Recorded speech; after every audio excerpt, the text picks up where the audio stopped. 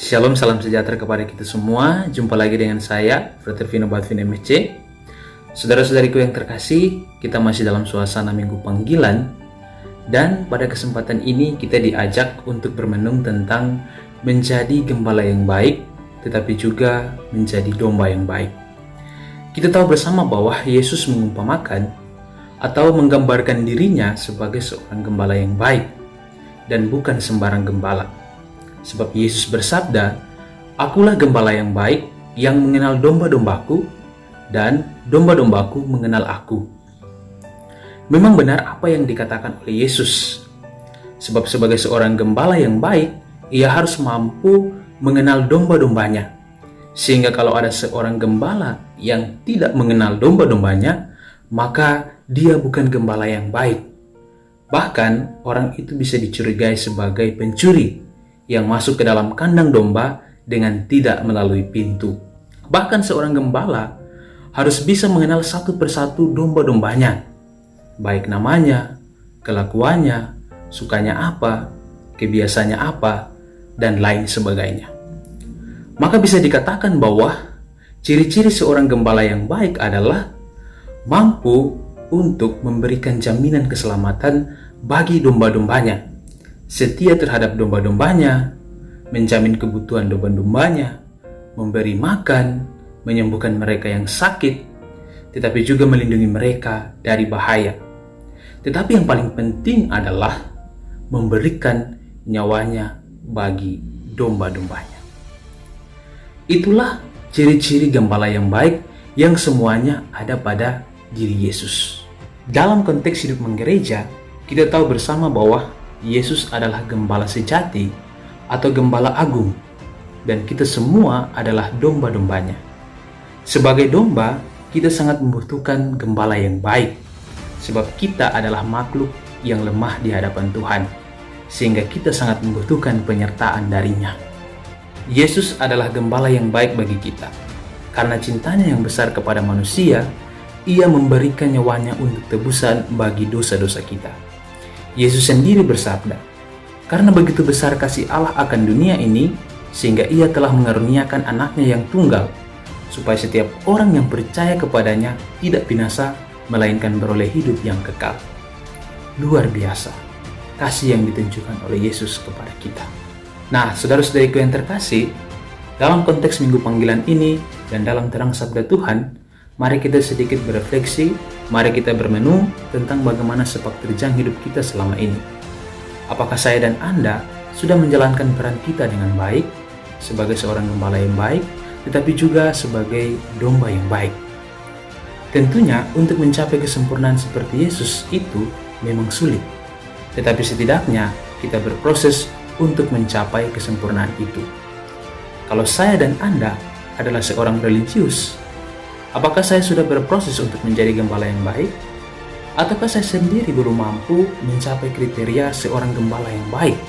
Karena sikap dan kelakuan saya masih jauh dari kriteria tersebut. Fenomena-fenomena yang terjadi sekarang ini adalah banyak sekali para rohaniwan-rohaniwati, biarawan-biarawati yang belum mampu menggembalakan umatnya dengan baik. Karena masih terselip dalam dirinya rasa ego, ingin menang sendiri, suka bersenang-senang, dan tidak mau untuk berkorban. Kenyataan bahwa masih banyak rohaniwan-rohaniwati, biarawan-biarawati, para religius yang kurang mampu menghayati kaul-kaul kebiaraannya. Bahkan dalam tanda petik, ada yang sampai mengkhianati kaul-kaul tersebut.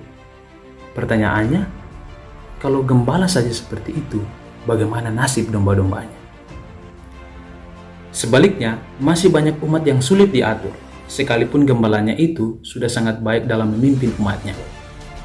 Kenyataan bahwa masih banyak umat yang rajin ke gereja, mengikuti perayaan Ekaristi, mendengarkan sabda Tuhan, mendengarkan khotbah, menyantap tubuh dan darah Kristus, tetapi hidupnya sangat berantakan, suka bergosip, suka menjatuhkan orang lain, membuat kelompok-kelompok yang saling menyerang satu dengan yang lain, tetapi juga saking karena tidak menyukai imamnya, sehingga ia dengan segala cara menjatuhkan imam tersebut. Kenyataan lain adalah masih banyak umat yang tidak aktif dalam hidup menggereja, kelompok-kelompok kategorial, dan tidak mau memenuhi kewajibannya sebagai seorang anggota gereja. Memang miris kenyataan seperti ini, tetapi inilah tantangan yang dihadapi oleh gereja sekarang ini. Bagaimana seorang gembala dapat memimpin umatnya dengan baik, tetapi juga umatnya bisa mendengarkan arahan dan bimbingan yang digunakan oleh gembalanya. Sebagai pengikut Kristus yang sejati, mari kita menjalani hidup kita dengan semestinya, apapun profesi kita, baik sebagai pastor, suster, frater, bruder, dan umat beriman, sebagai polisi, tentara, guru, karyawan perusahaan, pejabat negara, petani, pelajar, bapak ibu rumah tangga, dan anak-anak, dan lain sebagainya. Semua dari kita bisa menjadi gembala yang baik sekaligus juga domba yang baik. Panutan utama kita adalah Yesus Kristus. Sebagai gembala yang baik, kita harus memiliki sikap seperti Yesus. Karakter utama adalah kerendahan hati dan melayani dengan segenap hati, berkorban demi kebahagiaan domba-domba yang kita layani. Sebaliknya, sebagai domba yang baik, kita juga perlu memiliki semangat kerendahan hati, mampu mendengarkan arahan dan bimbingan gembala agar hidup kita berada di jalur yang benar. Paus Fransiskus pernah berkata dalam suatu kesempatan bahwa mari kita menjadi gembala yang berbau domba, yang berarti bahwa kita harus menjadi gembala yang berani mencium bau, bahkan menjadi bau itu sendiri. Karena mengalami kesusahan, kepedihan, dan penderitaan umatnya, bahkan sampai pada titik yang paling ekstrim. Oleh karena itu, saudara-saudariku yang terkasih, sekali lagi mari kita menjalankan tugas penggembalaan kita dengan baik. Apapun profesi kita, dalam kehidupan rumah tangga, orang tua mempunyai tugas penggembalaan untuk melayani keluarga, khususnya untuk mendidik dan membina anak-anak agar menjadi anak-anak yang baik, berbakti kepada orang tua, gereja, dan masyarakat.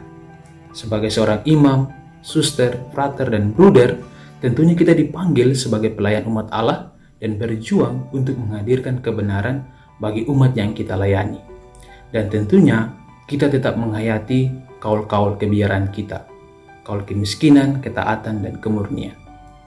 Lebih daripada itu semua, mari kita belajar dari Yesus, menimba kekuatan daripadanya agar hidup kita berguna bagi sesama. Janganlah kita tergoda menjadi pencuri yang masuk tidak melalui pintu. Mari kita meninggalkan segala kesenangan diri kita demi pelayanan kita terhadap sesama. Panggilan seorang gembala adalah menjadi alat Tuhan atau perpanjangan tangan Tuhan dalam menghadirkan kebaikan dan kebenaran kepada dunia. Jangan sampai kita menjadi domba-domba yang nakal, yang tidak mampu mendengarkan panggilan Tuhan. Tetapi marilah kita menjadi terang dan garam dunia bagi semua orang yang kita layani. Tujuan dari semuanya itu adalah agar semua orang percaya kepada Kristus dan tetap setia kepadanya. Dan yang paling penting adalah supaya semua orang diselamatkan oleh Yesus. Paus Fransiskus berkata, kita masing-masing dipanggil untuk menjadi saksi Tuhan di sini dan sekarang. Tuhan memberkati kita semua.